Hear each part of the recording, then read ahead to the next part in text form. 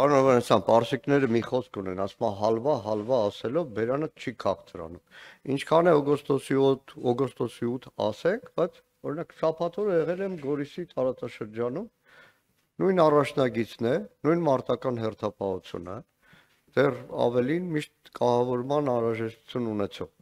Այսինքն այնպես չի, որ օգոստոսի 8-ից հետո այդ դիրքերը չկան եւ միջազգային կազմակերպությունը չգիտեմ ինչ են աշխատում, բայց իրականությունը այլ է, անցնում է ջերմուկով տեսնում ես օկուպացված տարածքներ, նույնը Տավուշ եւ այլն եւ այլն։ Եվ այստեղ մի հատ ուրիշ հանգամանք էլ կա,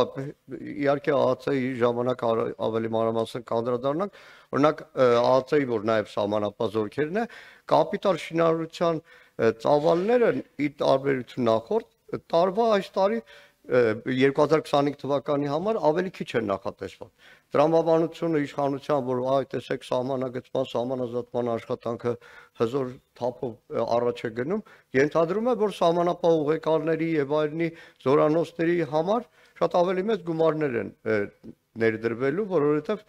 շատ ավելի մեծ խնդիրներ են ունենալու սահմանապահ զորքերը, բայց ոնց որ թե այդպես չէ։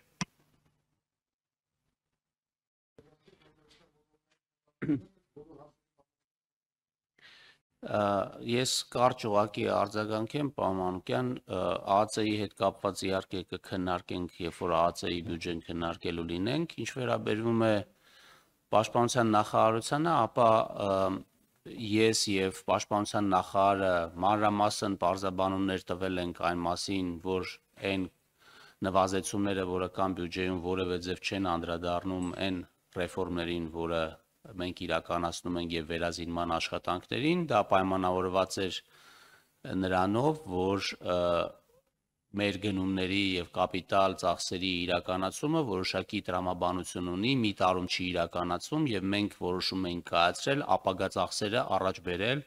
եւ իրականացնել 2025 թվականին եւ մենք 26 թվականից վերադառնում ենք մեր նախագծված